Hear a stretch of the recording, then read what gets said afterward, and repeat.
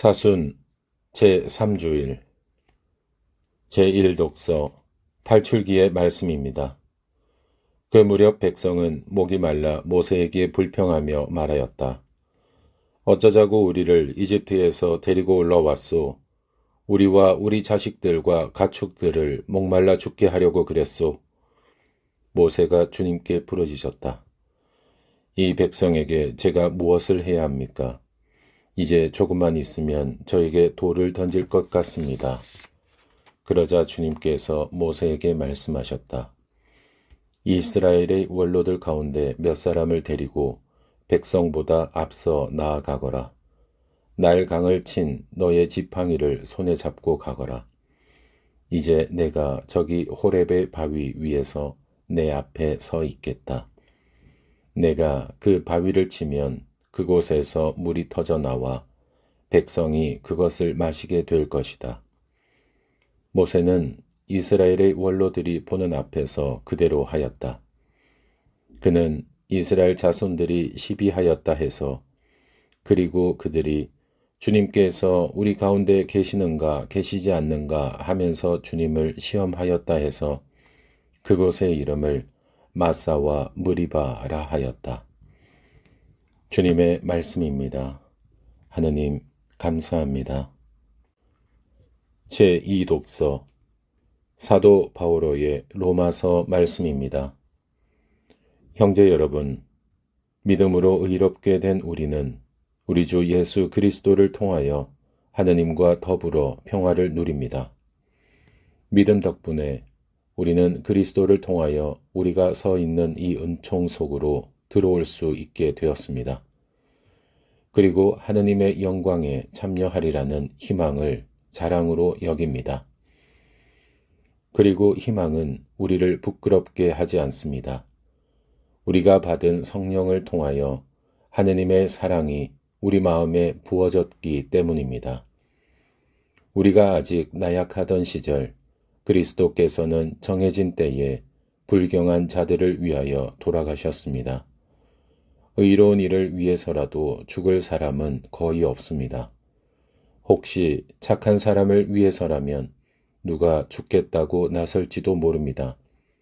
그런데 우리가 아직 죄인이었을 때에 그리스도께서 우리를 위하여 돌아가심으로써 하느님께서는 우리에 대한 당신의 사랑을 증명해 주셨습니다.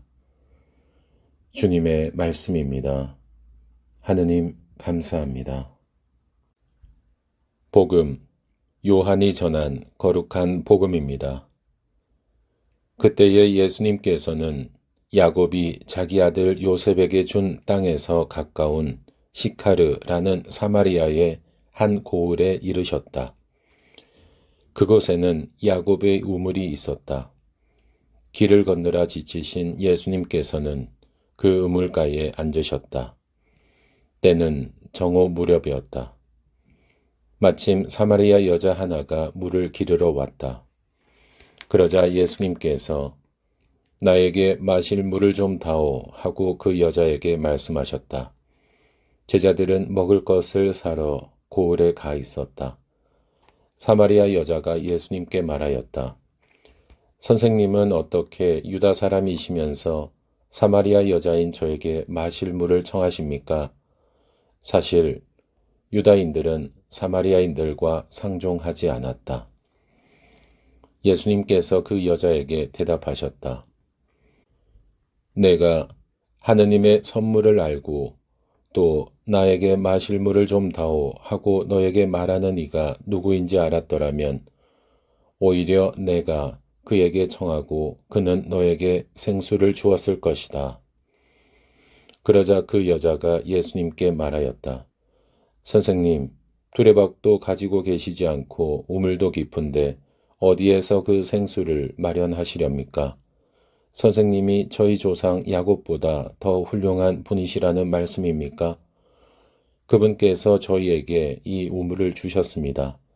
그분은 물론 그분의 자녀들과 가축들도 이 우물물을 마셨습니다. 예수님께서 그 여자에게 이르셨다. 이 물을 마시는 자는 누구나 다시 목마를 것이다. 그러나 내가 주는 물을 마시는 사람은 영원히 목마르지 않을 것이다. 내가 주는 물은 그 사람 안에서 물이 솟는 샘이 되어 영원한 생명을 누리게 할 것이다. 그러자 그 여자가 예수님께 말하였다. 선생님, 그 물을 저에게 주십시오. 그러면 제가 목마르지도 않고 또 물을 기르러 이리 나오지 않아도 되겠습니다. 예수님께서 그 여자에게 가서 내 남편을 불러 이리 함께 오너라 하고 말씀하셨다. 그 여자가 저는 남편이 없습니다 하고 대답하자 예수님께서 말씀하셨다. 저는 남편이 없습니다 한 것은 맞는 말이다. 너는 남편이 5이나 있었지만 지금 함께 사는 남자도 남편이 아니니 너는 바른 대로 말하였다. 여자가 예수님께 말하였다. 선생님, 이제 보니 선생님은 연자시군요. 저희 조상들은 이 산에서 예배를 드렸습니다. 그런데 선생님네는 예배를 드려야 하는 곳이 예루살렘에 있다고 말합니다. 예수님께서 그 여자에게 말씀하셨다. 여인아, 내 말을 믿어라.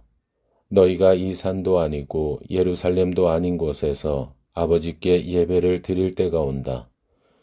너희는 알지도 못하는 분께 예배를 드리지만 우리는 우리가 아는 분께 예배를 드린다. 구원은 유다인들에게서 오기 때문이다. 그러나 진실한 예배자들이 영과 진리 안에서 아버지께 예배를 드릴 때가 온다. 지금이 바로 그때다. 사실 아버지께서는 이렇게 예배를 드리는 이들을 찾으신다. 하느님은 영이시다. 그러므로 그분께 예배를 드리는 이는 영과 진리 안에서 예배를 드려야 한다. 그 여자가 예수님께 저는 그리스도라고도 하는 메시아께서 오신다는 것을 압니다. 그분께서 오시면 우리에게 모든 것을 알려주시겠지요 하였다. 그러자 예수님께서 그 여자에게 말씀하셨다. 너와 말하고 있는 내가 바로 그 사람이다. 바로 그때에 제자들이 돌아와 예수님께서 여자와 이야기하시는 것을 보고 놀랐다. 그러나 아무도 무엇을 찾고 계십니까? 또는 저 여자와 무슨 이야기를 하십니까? 하고 묻지 않았다. 그 여자는 물동이를 버려두고 골로 가서 사람들에게 말하였다. 제가 한 일을 모두 알아맞힌 사람이 있습니다. 와서 보십시오. 그분이 그리스도가 아니실까요? 그리하여 그들이 고을에서 나와 예수님께 모여왔다. 그러는 동안 제자들은 예수님께 스승님 잡수십시오 하고 권하였다. 그러나 예수님께서 나에게는 너희가 모르는 먹을 양식이 있다 하시자 제자들은 서로 누가 스승님께 잡수실 것을 갖다 드리기라도 하였다는 말인가 하고 말하였다.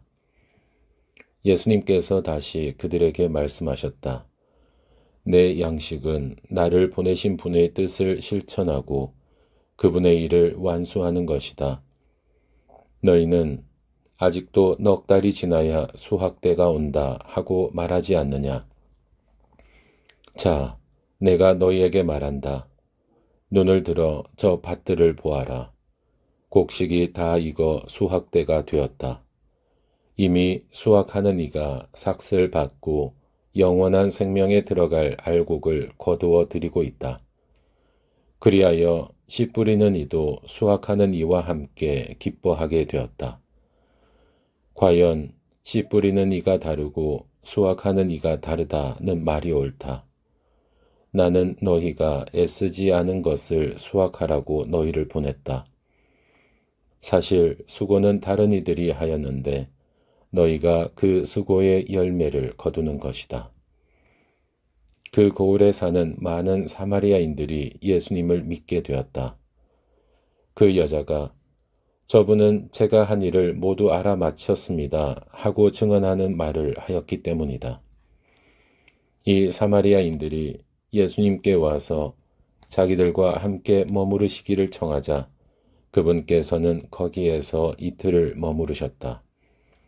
그리하여 더 많은 사람이 그분의 말씀을 듣고 믿게 되었다. 그들이 그 여자에게 말하였다. 우리가 믿는 것은 이제 당신이 한 말 때문이 아니오. 우리가 직접 듣고 이분께서 참으로 세상의 구원자이심을 알게 되었소. 주님의 말씀입니다. 그리스도님 찬미합니다. 오늘의 묵상. 대화를 나누다 보면 유독 믿음이 가는 사람이 있습니다. 그런 사람에게는 공통된 특징이 있습니다. 한결같은 태도를 보이고 한결같은 말을 한다는 점입니다. 그는 감정에 따라 말투나 행동이 쉽게 바뀌지 않고 늘 같은 마음으로 있습니다. 상대의 눈을 바라보며 진지하게 귀 기울여 듣습니다.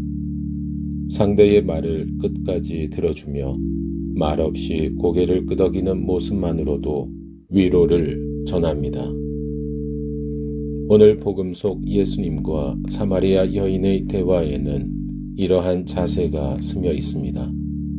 바로 서로를 향한 믿음이 깃들어 있습니다. 물을 청하는 것으로 시작된 대화는 그 고을에 많은 사마리아인이 예수님을 믿게 되는 놀라운 결실로 이어집니다. 예수님의 온화한 태도와 부드러운 말투는 사마리아 여인의 마음을 열었습니다. 여인의 진심 어린 경청과 영적 갈망은 예수님을 알아뵙는 은총의 길로 이끌었습니다. 그리하여 여인은 구원자이신 예수님을 알아뵙고 그분을 증언하는 이가 되었습니다. 사마리아 여인의 모습에서 다시 생각하게 됩니다. 우리는 주님과 가족과 이웃과 어떻게 소통해야 할까요? 바쁜 일상 속에서도 하느님의 목소리를 듣는 기도의 시간을 가져야 합니다. 자신의 처지와 상황을 솔직히 드러내는 고해의 시간이 필요합니다. 하느님께서 나에게 하시는 말씀을 깊이 새기며 실천하기로 결심해야 합니다. 그리고 마침내 세상 속에서 믿음을 증언하는 사람이 되어야 합니다. 주일인 오늘 한결같은 태도와 말투로 하느님과 가족과 이웃과 함께 시간을 보낸다면 하느님께서 메마른 우리 영혼을 적셔 주실 것입니다. 아멘.